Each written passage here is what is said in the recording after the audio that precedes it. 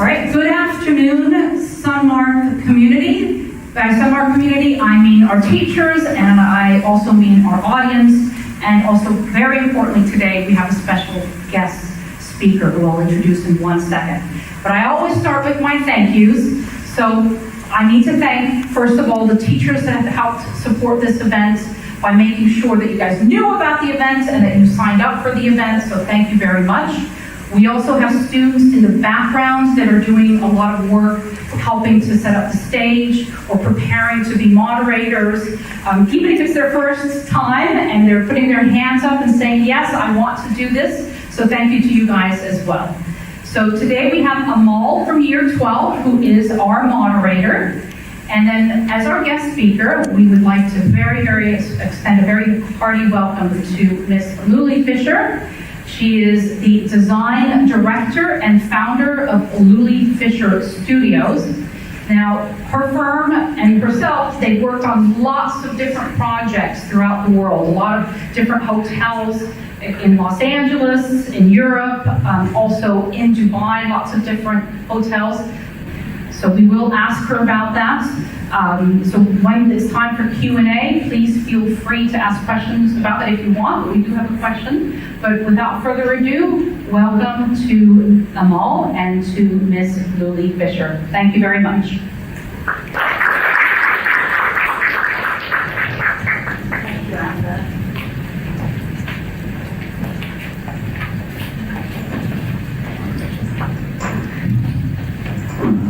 Thank you so much for joining us today. You're a successful designer who have worked in many projects in Europe, Dubai, and US.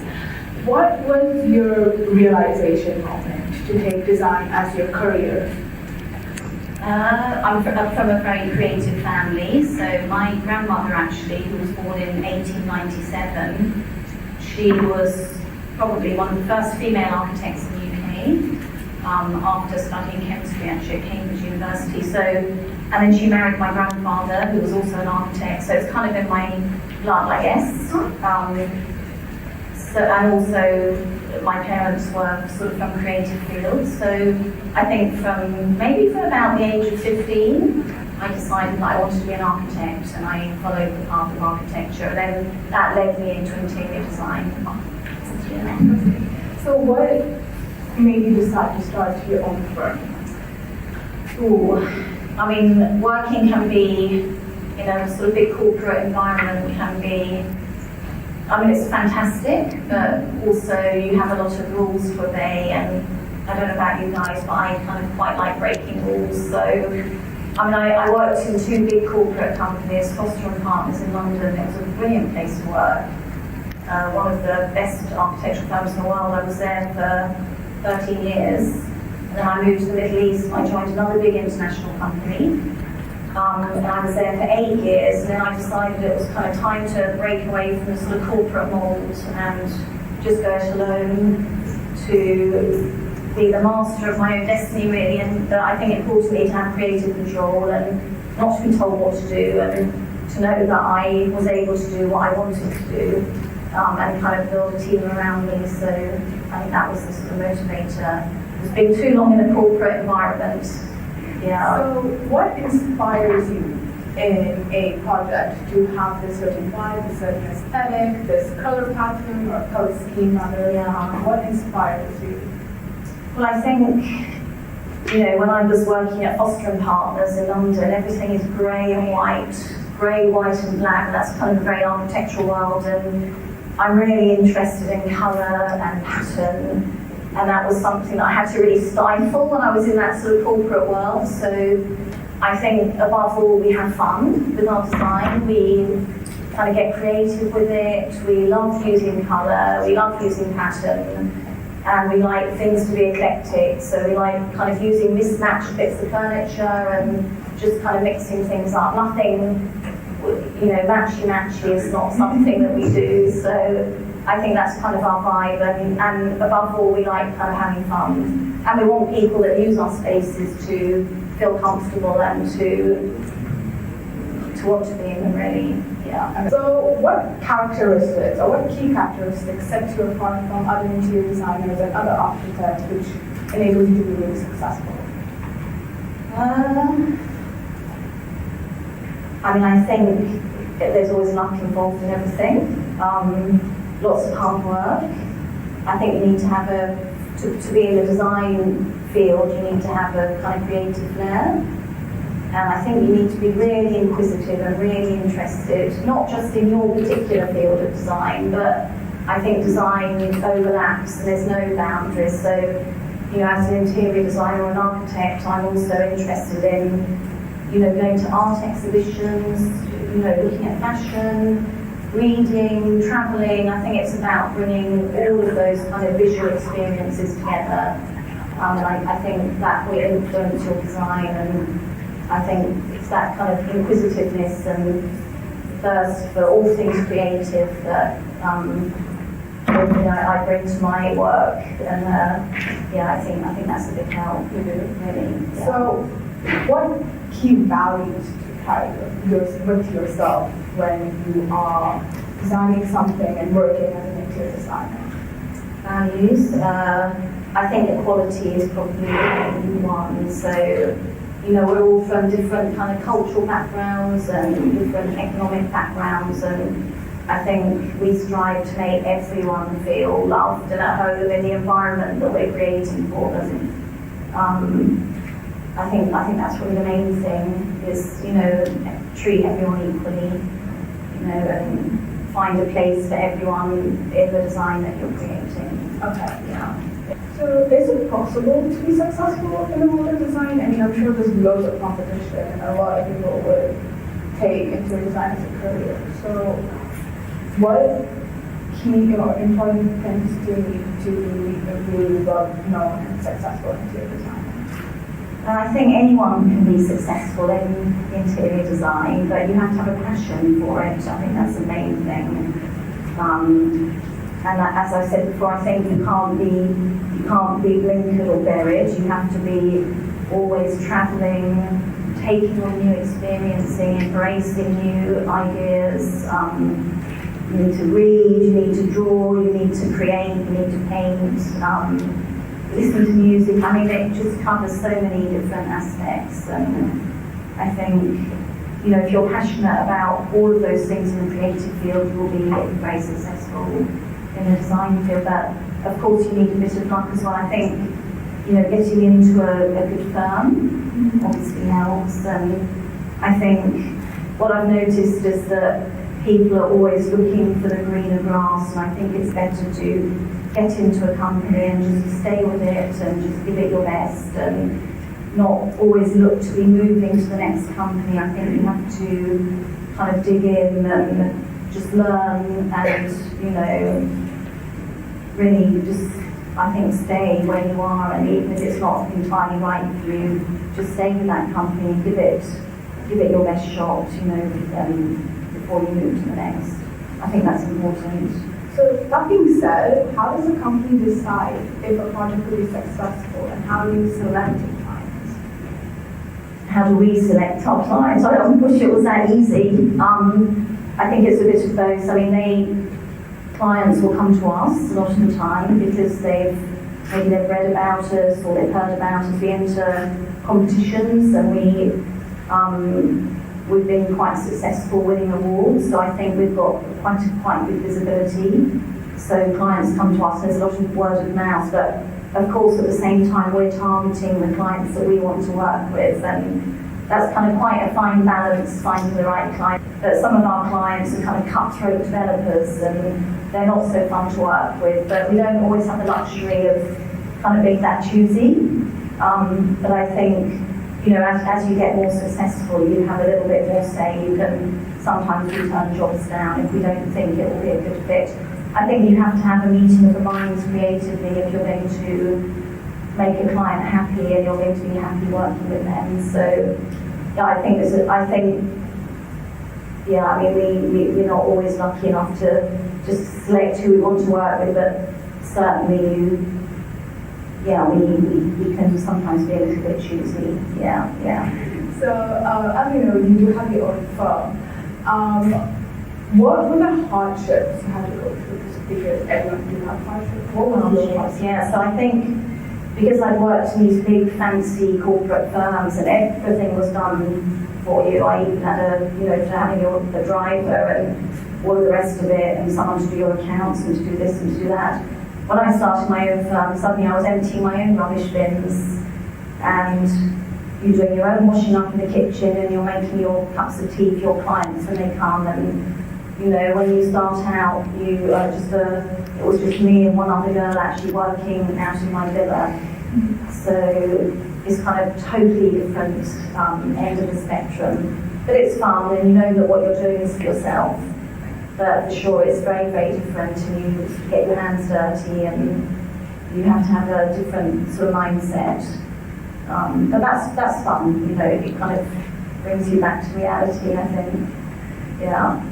So did you make any mistakes during your firm when you were starting it, when you feel like you look back and you're like, oh, I wish I didn't do that? Well, I make many mistakes all the time. I wish I would stop, but I think the most difficult thing for me is I'm a bit of a pushover. I'm a bit of a softie, and sometimes you can be taken advantage of, maybe by a tough client. I think that's a lesson. I don't know if it's something that you can strive to overcome it, but I think it's a personality thing. So I'm a bit of a pushover. I think that's my problem. Yeah. Yeah. So what qualities do you look for in people you hire in this field? Qualities I look for. The number one quality would be someone that is passionate about all things creative.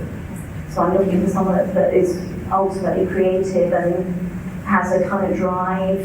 I think passion is really the main thing. But whenever I interview someone, the first thing I ask them is, what was the last exhibition you went to see? And if they can't answer that, and then I ask them, what book are you reading at the moment? Because I think those things for me are really important, to be well read, to be interested, to visit exhibitions, to want to create, I think. Right. And that's what I'm looking for when I'm interviewing, is someone that's out there kind of traveling, going to exhibitions, sketching, reading. For me, those are the most important things, yeah. So, like you mentioned, you read a lot, you go to a lot of exhibitions. What is more of your style? Is it more antique and more aesthetic, or is it more like loud and wild? Loud and wild. Loud? I don't know. We're working on some renovation projects at the moment, refurbishment projects. We're just opening the Radisson Blu Hotel on Deer Creek, which was the first 5-star hotel in Dubai. It was built in 1975. And it's really nice to do a refurbishment project. And not to, I think Dubai, everyone expects everything to be shiny and new, so it's really nice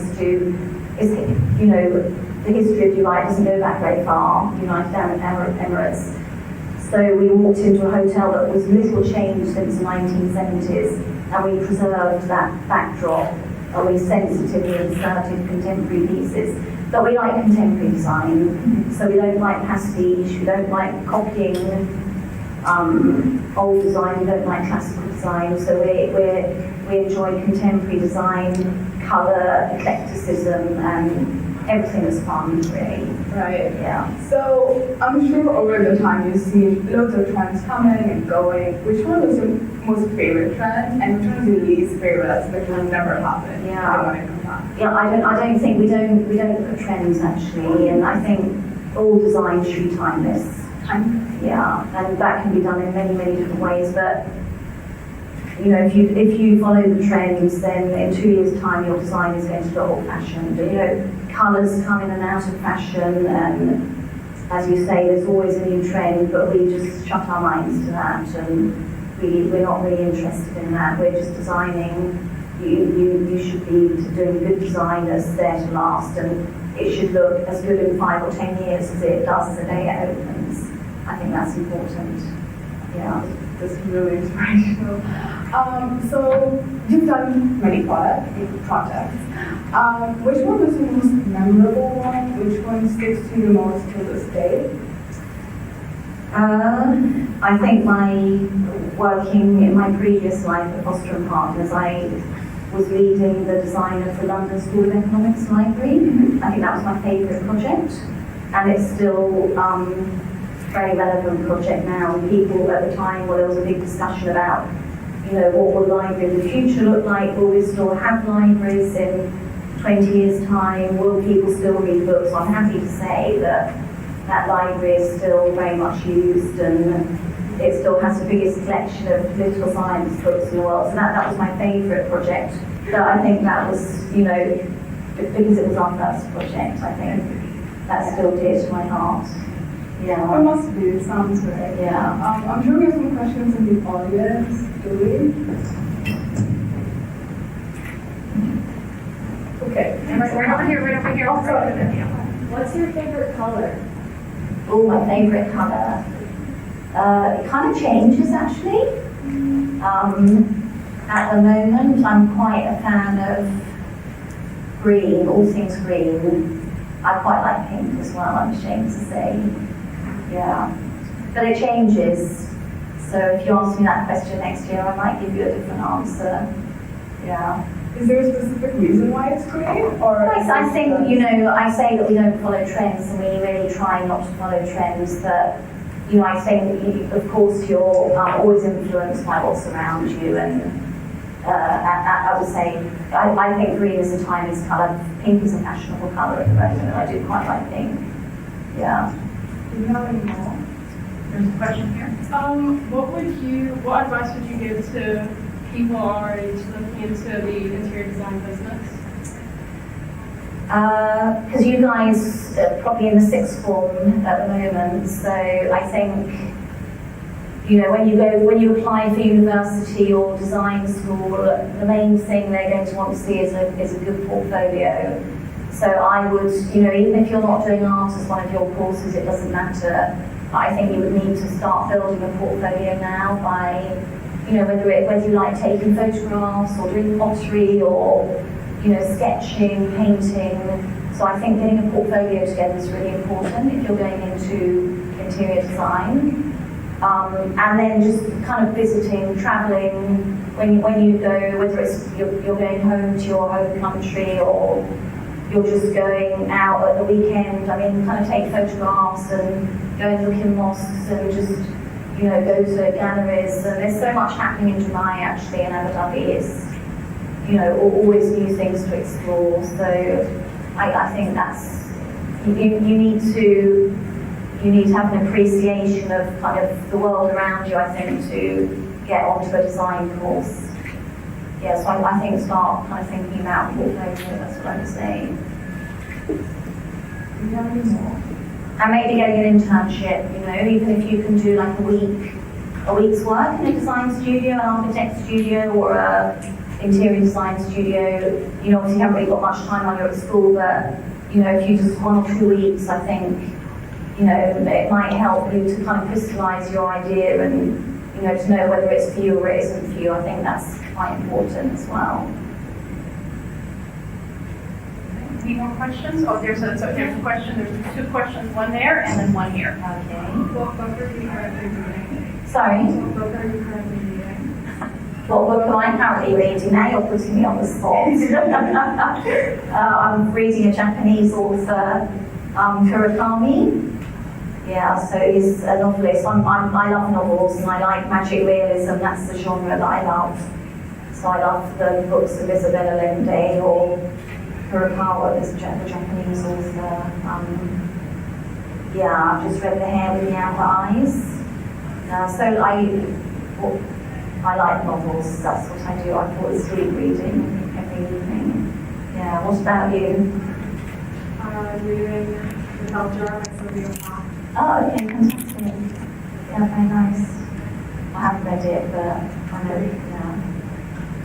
Okay, our last question from the audience. Yeah. Did you always want to study interior design, or did you study at university? No, I studied architecture at university. And my first job was in architecture. So I was really, really lucky because I came straight out of university and I got into Norman Foster's office, Foster and Partners. And I never thought I had a chance in the world of getting a job there. But I just applied to the architects that I admired most. And I was really lucky that I got a job there. And I worked there for 12 years. And I kind of had to stifle my kind of love of colour and pattern because it's sort of, you know, their work is beautiful. Like they've just opened the House of Wisdom in Sharjah, beautiful library. And then I left to move to Italy actually, and I set up my own company in Italy. And kind of recession came, and I started working again for Foster and Partners. And I think they knew that I had a kind of love of all things tactile and colourful, and they asked me to work in the interior division for them. And that kind of opened my eyes really, and that's how I got into interior design. So that was after kind of 15 years actually of doing architecture. So I think they just really go hand in hand. So you can start as an architect, or you can go into interior design. I don't think you can start in interior design and go into architecture because there's more training and it's a longer course. So, you know, I mean, architecture is a really long, hard course, but I think you need a real passion for it. I mean, yeah, so I think you can start in architecture and go into interior design, but probably not the other way around. And that's kind of how I got into it, yeah. Thank you so much for joining us. Thank you. And drive out I'm really inspired our students. Thank you very much. And how we're going to interior design. Thank you. Thank you. Thank you very much, guys. All right, thank you guys so much. We do have a little parting gift Oh, for you. thank you. Peek inside. Hopefully you'll like it. Oh, yeah. How Oh, cute is that? How adorable is that? oh, that's very good. It comes with the stand. I can see it. Yeah. Comes with the stand. Oh, that's wonderful. Yeah. Thank you very, very much. And that's our way of